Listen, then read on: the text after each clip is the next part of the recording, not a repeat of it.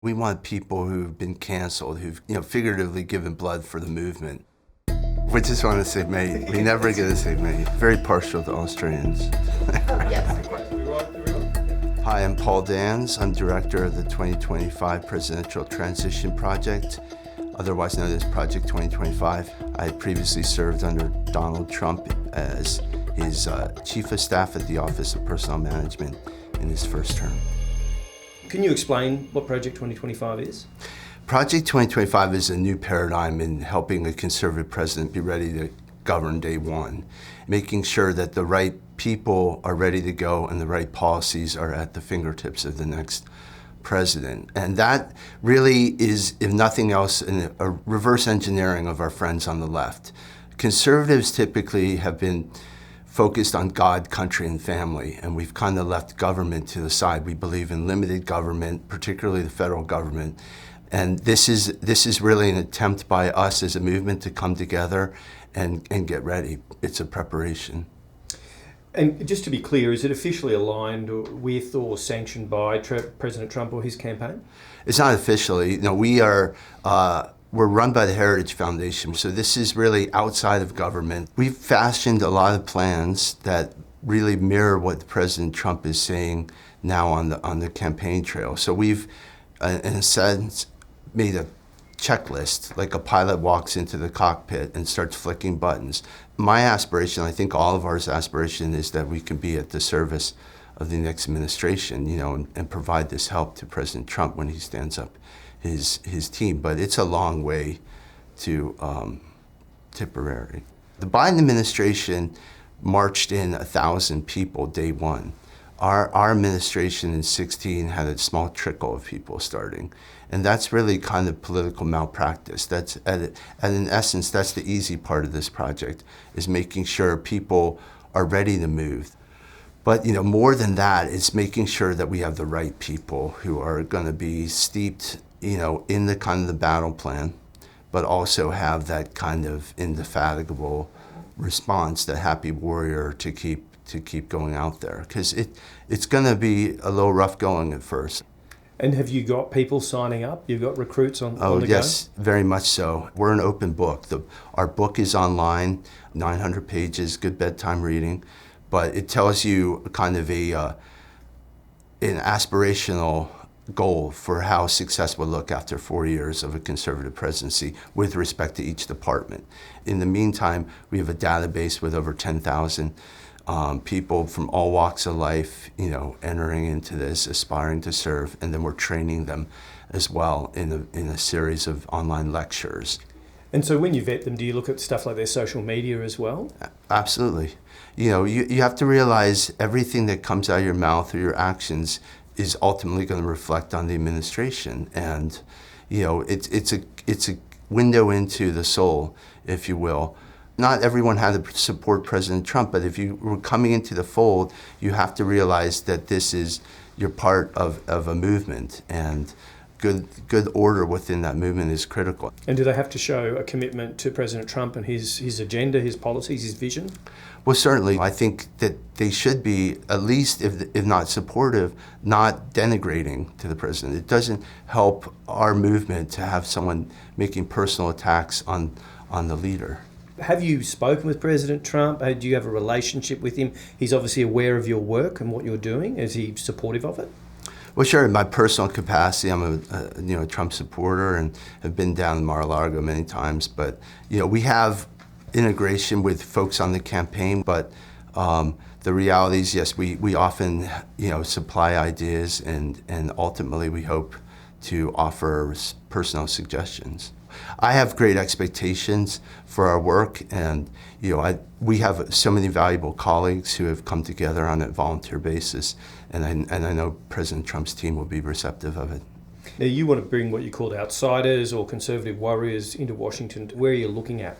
Right. Well, the first thing to recognize is we have a permanent government in Washington, but our Constitution sets forth 3 branches of government: the legislature, the executive branch, the president, and then the courts.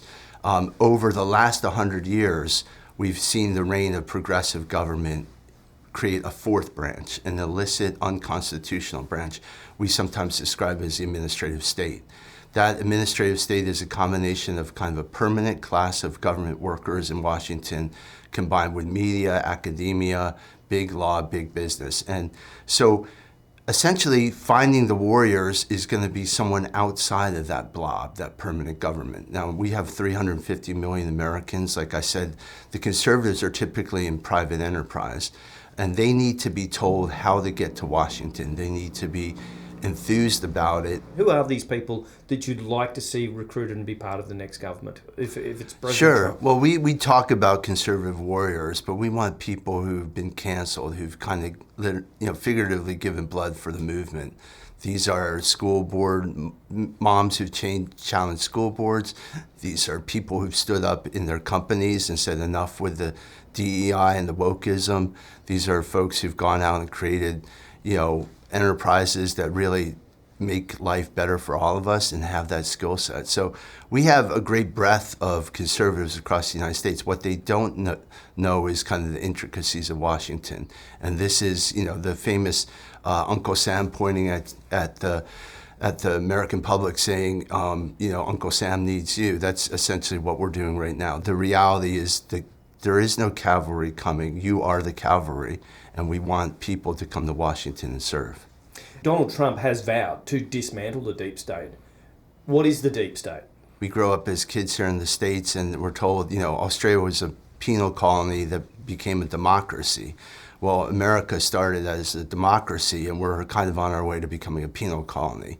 And we never thought that it would get to this stage this quickly, but it has. And so the deep state, when we talk about it, is in this amalgam that's grown up through progressive government. And the notion there is that the people don't know best for them, that there is a class of experts, technocrats, who can actually lead the population in the right direction. So what we're talking about right now is a major constitutional renovation, a cleaning of the House, and reordering it to its original constitutional architecture. So that, that deep state is this permanent class in Washington. And would you say that the deep state thwarted Donald Trump during his first term?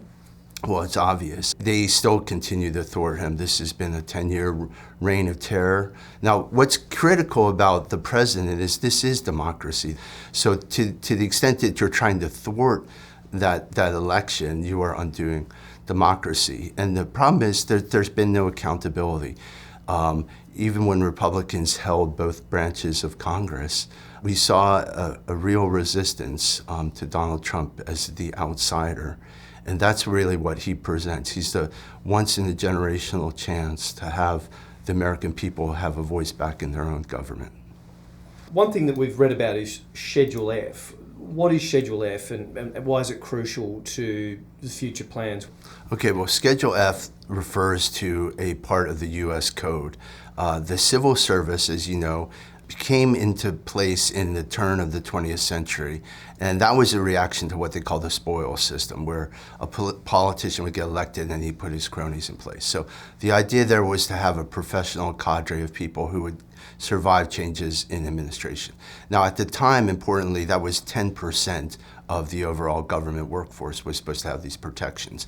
They were supposed to be merit-based. There was a civil service exam, and they were supposed to be, essentially functionary. They were not dealing with policy.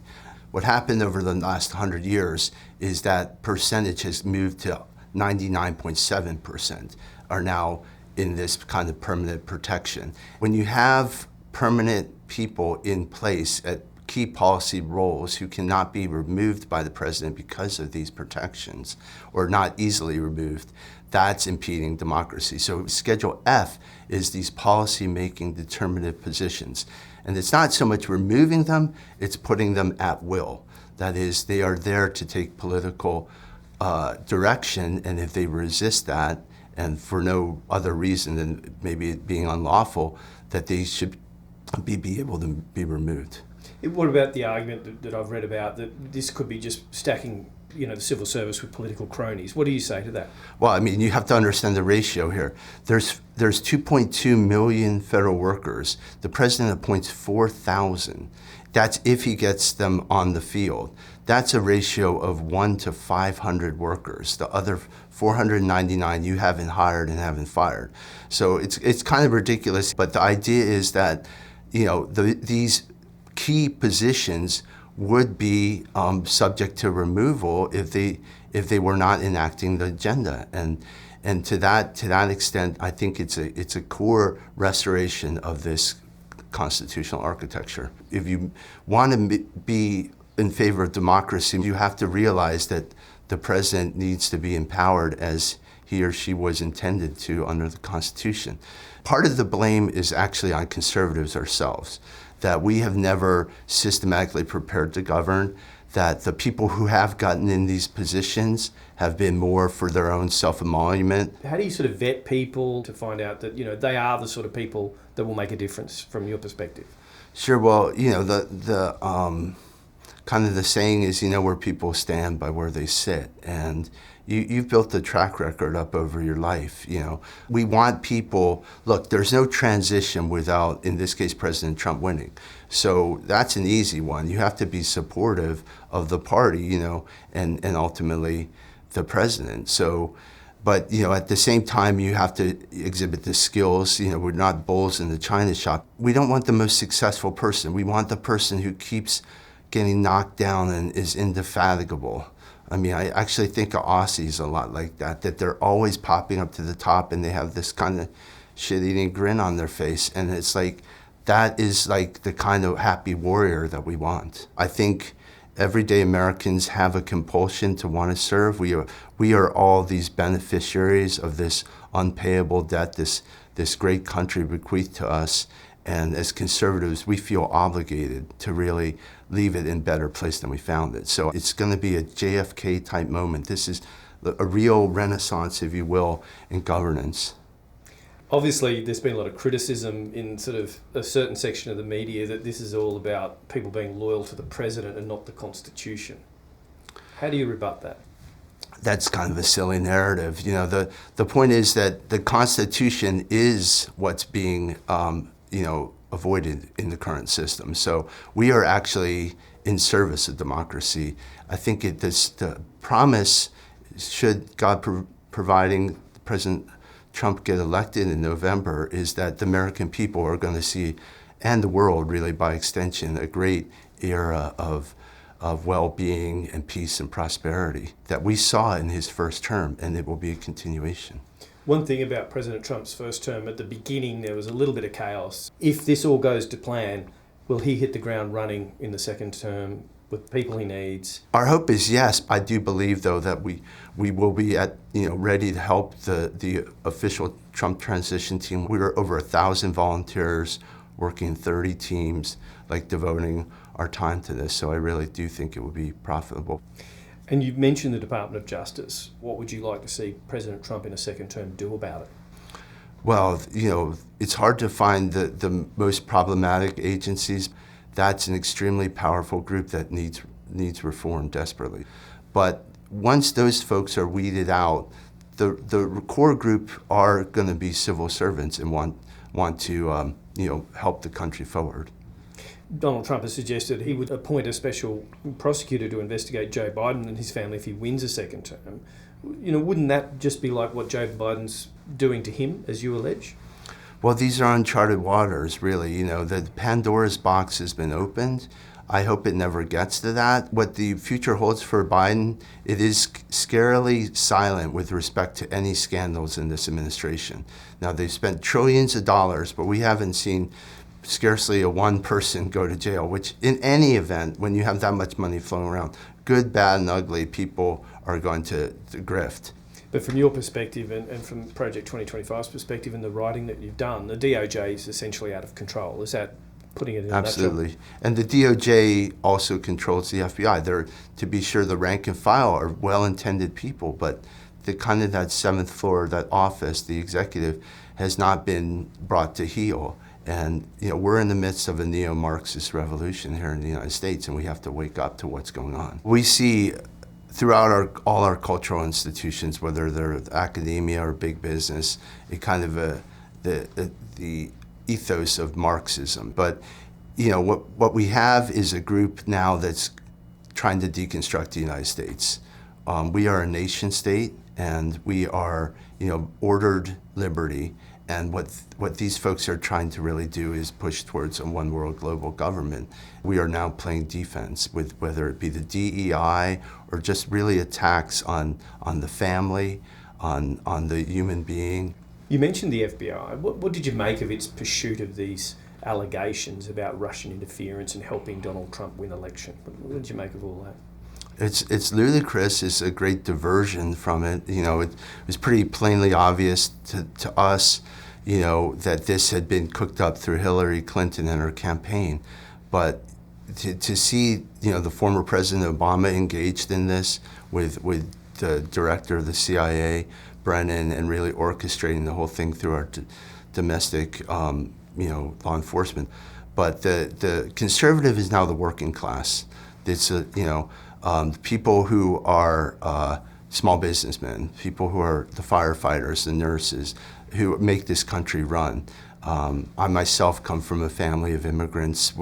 My siblings and I were the first to speak English in our household. So it's kind of a generation of people who've lived the American dream and are still fighting for it, where the upper perches of society, the C-suites in business, are held by kind of globalist elites. And one issue that seems to be troubling people wherever we've been in the United States is undocumented migrants coming over that southern border. How big of an issue will that be in November in your mind? Well, it seems to be the number one issue in the American public's mind, in the electorate. We're trying to resurrect the last smidgens of democracy here. But, he said, tongue-in-cheek, I'll be a dictator on two issues. One is energy. We're going to ramp up American energy and unbridled energy independence, but two, the border. You're going to shut the border down. This has to be corralled, and the reality is the laws are there in place, but the current Biden administration is trammeling those laws for what now is pretty clear is that's their hope to kind of win in November, bringing in illegals to vote. President Trump said last year, and I quote, "I'm your warrior, I'm your justice, and for those who've been wrong and betrayed, I am your retribution." What does he mean by that? Well, I think it's the notion that so many of us have felt excluded from this political class, that it's our country. When it's time to come fight, they look to the little people to step up, and they gladly have done this. This is kind of bred into us as youngsters. People go abroad and fight these wars. We've had a kind of a class of capitalists essentially take advantage of almost the lower 50% of the population. So he's always been the champion of the forgotten man and woman. This is one of those critical moments in history where actually the fate of the free world, if you will, rests on one man's shoulders. But more than that, he puts his money where his mouth is, and his mouth where his money is. He obviously said he'd only be a dictator on day one, but should America ever be led by a dictator, even on day one? It will never be led by a dictator. We're living under kind of a tyrannical reign of Joe Biden, and that's what I've explained, where you see the kind of free speech police, where you have the U.S. government working with the big tech oligarchs to take down and hide people, where you see a president of the United States say, if you want to participate in civil society, if you want to be able to go to the emergency room and get care, you now have to put this vaccine into your bloodstream. And that is tyranny. How do you see a Trump presidency 2.0 changing America for the better or the worse, but from your perspective?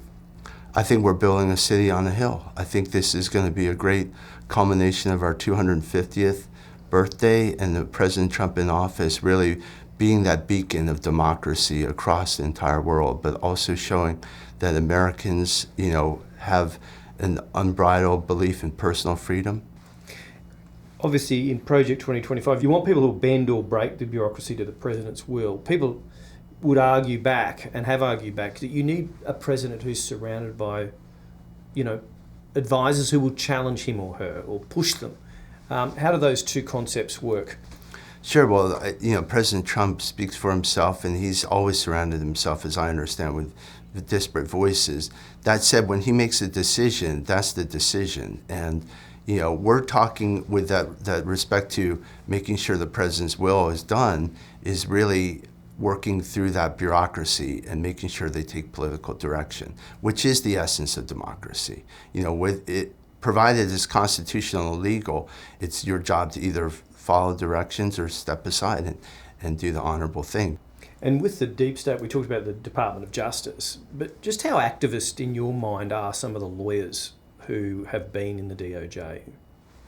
Very much so. I mean, when we do manage to get some trickle of documents out, we see that the line prosecutors are actually misaligned, that they're really going after conservatives. And right now we have political prisoners in the United States. They're about a mile from this very building in the sense of J6. These are political dissidents, and the narrative, to be sure, has been shaped that they were quote-unquote insurrectionists, but the true story of January 6th is yet to come out. So you don't think that they're convicted criminals, and what do you think of President Trump? He calls them hostages, but he's vowing to pardon them. Well, there may be a few who took things, and I think some people were maligned, but the vast majority of them were peaceful and have basically been trapped in entrapment schemes. And unfortunately, that is kind of the modus operandi of the Federal Bureau over the last number of years. Our primary power here in the United States is freedom of speech. I don't know if it's shared anywhere else in the world, but once that is scuttled, then the whole thing comes unraveled. And to be sure, what they have a right under our Constitution to protest the government, and they were exercising that. You support Donald Trump's view that if he becomes president, he will pardon them? In many cases, yes, definitely. I think they are. I think we've never seen this kind of people being held indefinitely without trial in solitary. It's vicious. It's the sort of thing that takes away from our ability to go around the rest of the world and criticize their judicial systems. It's happening a mile from the Capitol. Joe Biden, a lot's been made of his age, his mental acuity, or allegations or claims about that. In your opinion, is Joe Biden fit for another term? I don't believe he is. This is not anyone who can lead the free world and has his finger on nuclear arsenal. It's a very big danger. He's the key danger to democracy. You had a role in the first Trump administration. If there's a second Trump administration, would you like to play a role in that, an official role? Well, I'd be honored to be asked. Obviously, I feel that what I can do is really bring people to Washington